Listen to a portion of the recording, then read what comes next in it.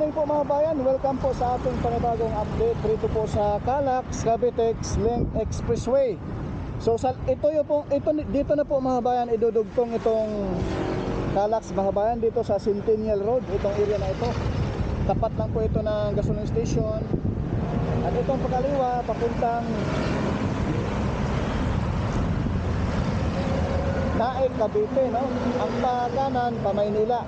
So ito mga bayan, ito sa likuran natin, ito na yung end ng Calax dito sa Kawit, Cavite po. So dito po idudugtong yung mismong ginagawang Calax Cavitex Link Expressway dito sa area na ito mga kabayan. Magdugtong na po yan yung Cavitex at mismong Calax. Naway samahan niyo po si Purka Studio sa ating panibagong update rito po sa Calax Cavitex Link Expressway. Let's go! Ayan po mga bayan, sa baba natin. Yang kulay blue na yan, yung mahaba, yan na po yung mismong Cavitex tollgate. Ayan po, sa gawing kanan natin. So dito po idudugtong mismo. At baybayin niya itong Centennial Road papunta roon sa Kawit Interchange ng Calax, pakaliwa. Ayan, pakaliwa tayo mga kabayan. Ipakita ko po sa inyo yung mismong interchange ng Kawit, Cavite, no? Dito sa Calax. Ayan po. Ayan, zoom natin. Yan na po yung interchange ng Kawit. Interchange mga kabayan ng Calax. So dito sa portion na ito, posibleng dito po i-kukonekta yung elevated na Calax Cavitex Link Expressway dito po. Ayan mga kabayan, dyan po sa area na yan. Posible idugtong, hindi dito sa isa. Posible rin dito mga kabayan kasi dito nag-i-end yung Calax. Yan po yung kahabaan ng yung pakaliwa papuntang Naik. Ito po yung kahabaan ng Centennial Road. Yan, yung kulay itim na yan mga bayan. Diyan po mag-i-end ang Calax. Kitang-kita na po natin yung expressway. Oh. Yan mismo mga kabayan ang pinakakanto ng Calax. Diyan po mag-i-end, idugtong dyan sa Centennial Road papuntang Naik, Cavite. Dahil ang Naik, Cavite mga bayan, doon rin mag-i-start yung future Bataan Cavite Interlink Bridge. Na alam na natin pag matuloy yan ay yung NLEX ay wala ng traffic doon. Kapag sana po ay maumpisa na sa lalong madaling panahon. Dahil lalong sisigla ang economy rito sa Cavite once na yan ay matuloy mga kabayan. Itong area na ito mga kabayan sa baba natin, dyan sa area ng Kawit Interchange, yan na po yung Ibo City. Yan na po yung next BGC. Yang binilugan natin, yan na po yung Cavitex mismong toll. Ito naman, yan na po yung Kawit Cavite Interchange ng Calax. So tingnan nyo mga kabayan kung gaano kalayo, ang lapit lang ano. So yan na po yung alignment mga kabayan. So posibleng yung gitna ng Centennial Road, lalagyan nila ng poste dito sa connection na ito ng Cavitex at Calax. At yung Centennial Road na yan mga kabayan, asahan natin na mabawasan na po ang traffic dyan. Dahil yung mga galing sa Cavitex, galing sa Calax, sa taas na po dadaan. Yung papuntang Naik ay smooth na po yung daloy ng trapiko. Once na ito'y matapos na mga kabayan.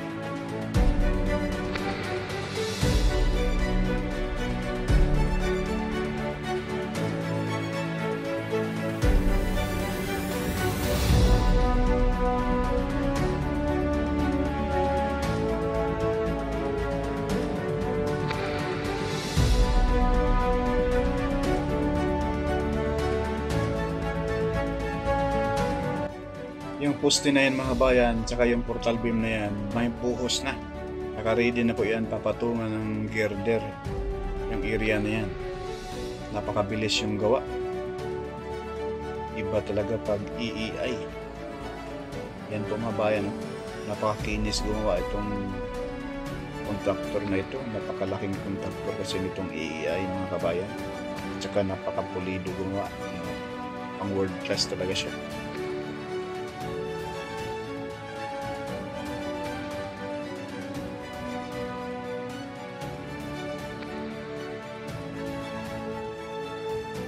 Dati mga bayan, nag-update tayo rito last month. Dito po ay mga rebars pala ang dyan. Sa ngayon, tapos na. Buhos na lahat dyan. Sa area na yan mga bayan, halos bali 2 poste, 4 na poste na buhos na yan mga bayan. May portal beam na rin. Naka-ready na po yan sa paglatag ng mga girder, no? Dito sa gawing kaliwa, poste pala ang natapos, buhos na rin. At dyan sa bandang gilid na mismo ng Centennial Road ay mga rebars pala ang, ayan po mga kabayan, sa gawing kaliwa natin. Yung portion na yan. Asahan natin dyan, ayan na po yung Centennial Road. Once na ito'y matapos na, maibsan yung traffic dyan. Bakit? Dahil yung mga galing sa Cavitex, dito na po dadaan sa taas. Kung sila po ay papunta dito sa mga subdivision na pagmamayari dyan ng isang politician.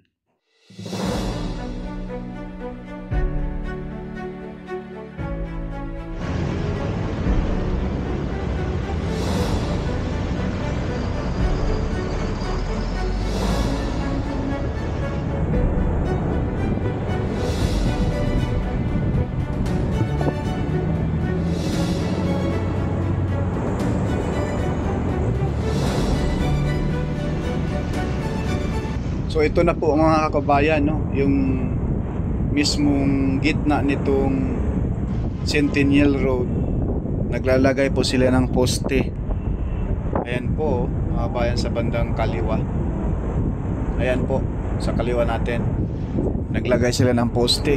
Baka posibleng doon na po ito sa kanto, sa pinaka-end ng Calax. Ayan, magkabila yan, right side. So dito sa kaliwa ay yung reverse na ilalagay dyan. Ayan po. Yan na po yung binabaon sa ngayon. Dati last month hindi pa ganito mga bayan. Doon pa lang sa dulo, no?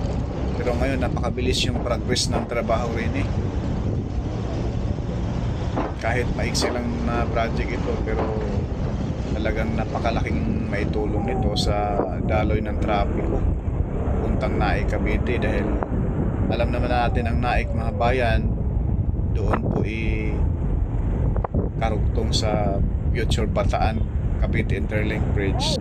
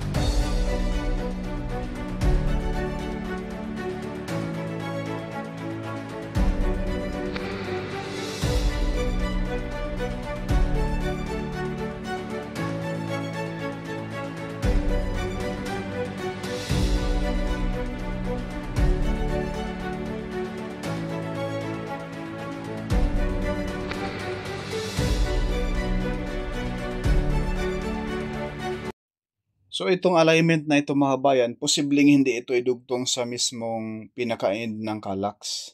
Dahil naglagay na sila ng mga poste dyan sa gitna ng Centennial Road. Parang palihis, pakaliwa. So baka bago Kawit interchange, baka doon yung dugtong nito mga kabayan. Dahil posibleng magkaka-traffic kung doon ilalagay itong pinagkarugtong nito, no, sa Calax at mismong itong Cavitex. So abang-abangan lang po natin mga bayan, nakaka-excite po ito dahil ito po talaga ang napakalaking tulong at asahan natin itong area ng Toklong maging BGC po ito mga bayan, at kasama na rin doon yung mismong General Trias dahil ngayon nagsulputan na po roon mga bayan ang naglalakihang mga mall, no? Ang Cavite kasi mga bayan ay napakagandang lugar, talagang business center talaga, economic center din po. Ang daming pabrika rin sa Cavite mga kabayan, grabe. Ayan po yung mga rebars dyan, no? Napaka siksik, liglig, umaapaw na rebars mga kabayan. Kahit magnitude na 8 na lindol ay kayang salagin dyan. Huwag naman po, in Jesus name. Joke lang. Ayan po mga bayan, no? Yung area na yan. Ngayon, tanghali, araw Miyerkules, no? Ayan po, yung kaharap sa ating kamera, doon sa dulo, naglalagay na sila ng poste doon. Nasa gitna na po. Yan po yung papuntang Naik, Cavite. Diyan sa unahan laang, diyan na po yung karugtong ng Calax. Diyan na po mag-i-end. So, ayan po mga crane mga kabayan, yung mismong mga heavy equipment dyan. May mga hukay na yan at yung iba nabao na po dyan sa kalagitnaan nitong Centennial Road.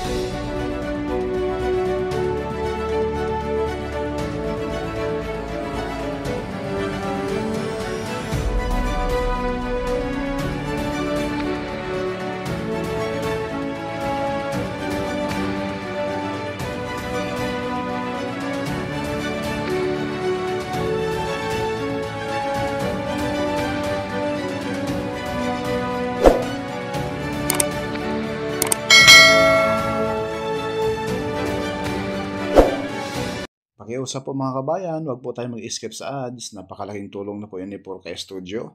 At paki-hit na rin yung notification bell, yung all, upang lagi po tayong updated pag may mga bagong videos tayo ma-upload, no? 4K Studio hindi sikat pero nag-aabot ng balitang tapat. God bless, thank you po.